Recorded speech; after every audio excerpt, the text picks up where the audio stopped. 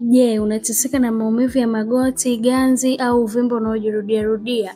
Leo nimewaletea kifaa muhimu sana na kimethibitishwa kufanya kazi vizuri kabisa.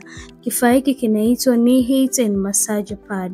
Kifaa hiki cha kisasa kimetengenezwa kwa teknolojia ya heat therapy na vibration massage ambayo itakusaidia kutuliza maumivu ya magoti, kupunguza uvimbe na ganzi, kuboresha mzunguko wa damu. Pia unaweza tumia kwenye bega au kiwiko. Kutumia ni rahisi kabisa.